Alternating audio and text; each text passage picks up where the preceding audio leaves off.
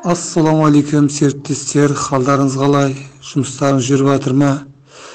Серіктестер, бір сұрағым бар еді. Бұрын ilgari бұдан бір ай бұрын жаңа бағып жатқан құрттарым, шербилерім нормальный тұқым тастап жүріп еді, мынандай жұмыртқасын. Қазір бүгін ашып қарап тексеріп отырсам, жұмыртқа көрінбейді вообще. Бұлай бірақ әжептәуір жақсы көбейіп келе жатқан. Неліктен тұқым тастамай қойды екен? Ана қауын қарбыздарды көп тастай жібердім ба? Соған бас қатырып отырмын. Соған не айтасыздар?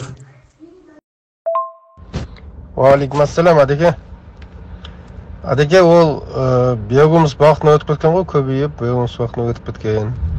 Биогумус бағытына өтіп кеткен кезде, шылаушандар тығыздалған кезде тұқым тастамай қояды. Олардың өйткені инстинкттері ауысты. Бұрын инстинкттері былай болған кезде тұқым тастап көбейіп жатқан болатын. Аш шылаушанды көп жерге тастаған кезде олар сол жерді кіретті, зерттейді.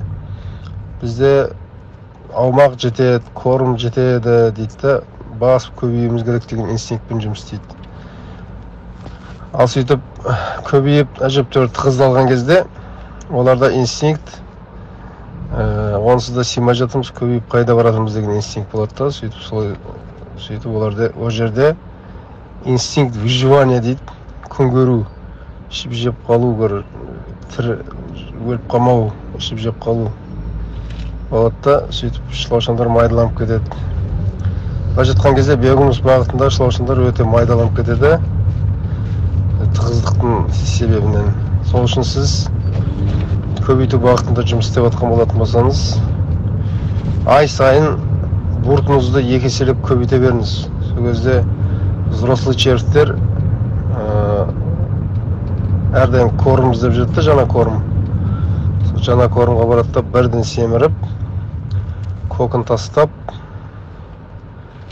сол жерге аямай кокон тастап отырады. Сол үшін сіз